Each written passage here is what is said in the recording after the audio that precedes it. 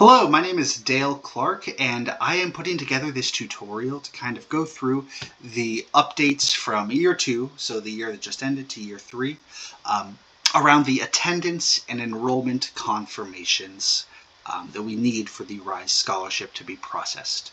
So I'm going to talk a little bit about the differences from year 2 to year 3, then actually go through a tutorial of what the new form is going to look like. So for year 2, there were two separate forms. There was the attendance form submitted at the end of each month by the childcare.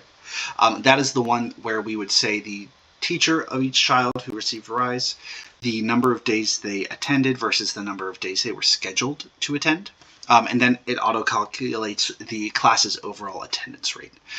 The other form was the enrollment verification. So that's the form on here that gets signed by both the parent and the childcare.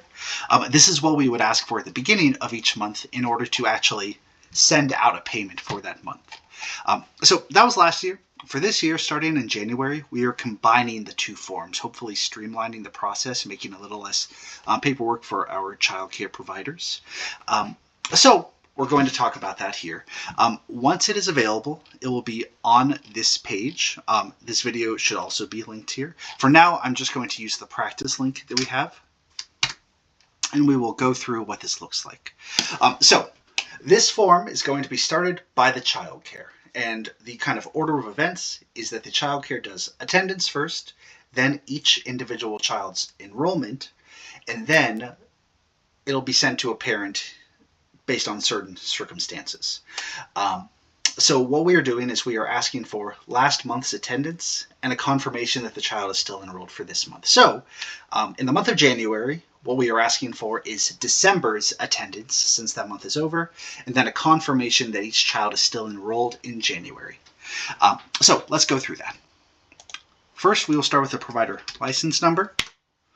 Should auto-populate everything, and if it is pulling any incorrect children, we would ask that the provider just send us an email risehelp@actionforchildren.org, so that we can look into that and get it updated with the appropriate children. But assuming that it is loading the correct children, we are going to put all this information. So because it's a test, I'm just going to say teacher. We'll just make up some numbers here. 10 to 15, 20 to 22, 29, 30, 11 of 12. So that's going to auto-calculate the overall class recipient attendance, so you don't need to do anything for that. But because we are asking you to input this monthly, we need you to indicate which month you are referring to. So remember, this form is asking for last month's attendance, this month's enrollment. So we will put it for 12/24. And when you are completing this, you do not need to date it. It'll automatically do that when you sign. So we'll submit. So the first part of the child cares section is done, the attendance part. Now we are moving to the child care section of enrollment. So it's going to go through each child, and all you need to do is indicate if the child is still enrolled, and if they're not, provide a reason. So for the first one, we will say yes, they're enrolled. We don't need to provide a reason. And this is important for childcare providers. This is an information page. It does not mean that you are done completing the enrollments. So you will want to make sure to click this link to go to the next child. We will say yes, still enrolled. Again, click this link. We'll say no for, looks like SpongeBob, and we'll just put, we don't know the reason why they stopped attending,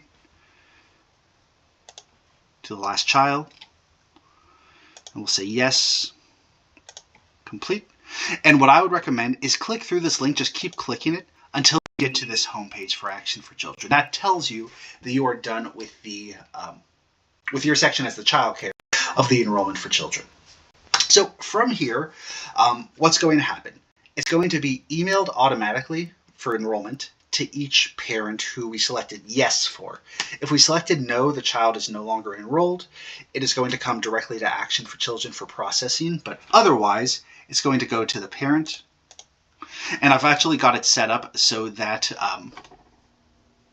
the enrollment is being sent to me. So at this point, I'm kind of moving from provider to parent to go through this section. So what the parents are going to see is this email.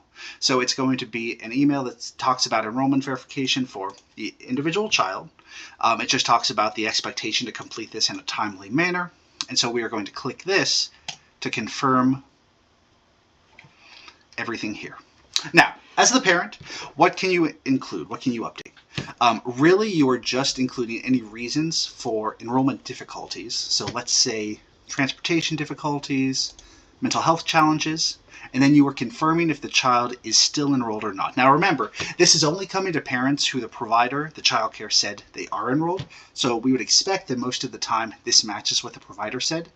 You can say no, and then we would just need to seek some clarification from the parent and provider. But in most cases, this is all you'll need to do. You will click finish here. So remember, you have to sign it. So in this case, you are putting in your email, first name, last name. That's acting like your electronic signature. You'll finish. And now for the parent, that's all they have to do. So it's just taking them back to the Action for Children website.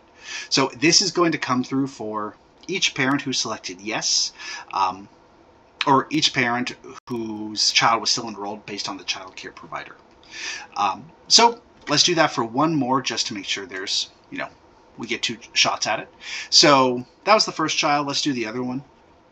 Here we have another child. We will confirm enrollment. And again, what we are doing, we are putting in if there were any challenges experienced, confirming that the child is still enrolled, and then signing.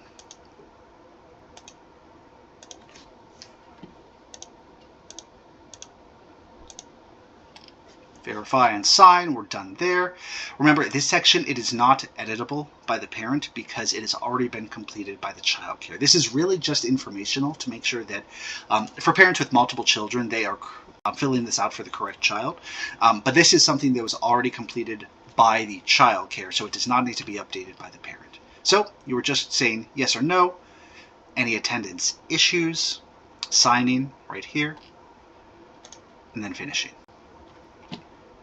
So that is all that needs to happen. Again, this is a monthly form, and processing wise, what will happen once it's completed by the child care and the parent is it comes to us, and our goal is to get payments processed on the Friday of the third full week of the month. To do that, we are asking that these forms be completed by the second week of the month. If there are delays, it may just delay when our payment is processed. And one piece to note is that if there is a delay past 6 weeks, so we get to the second week of the next month, so for January we get to the second week in February, that January payment may be forfeited and the next eligible payment would become February. If there are instances when a child is not going to be enrolled for a long time, we ask that the parent or child care reach out to Action for Children using that risehelp@actionforchildren.org email, just to let us know kind of what's going on. If we have multiple months of missing without any confirmation from parent or child care, that could be grounds to discontinue a scholarship. So any instances where there might be a lapse in enrollment, please just reach out to Action for Children, clarify with us so that we can make a note on the child's account. I hope all of that information was helpful. Please feel free to share this video, review it, make sure that you have a good grasp of the attendance followed by the enrollment from the child care side and from the parent side. And if there are any questions, please just send us an email, risehelp@actionforchildren.org, and we'd be happy to work with you.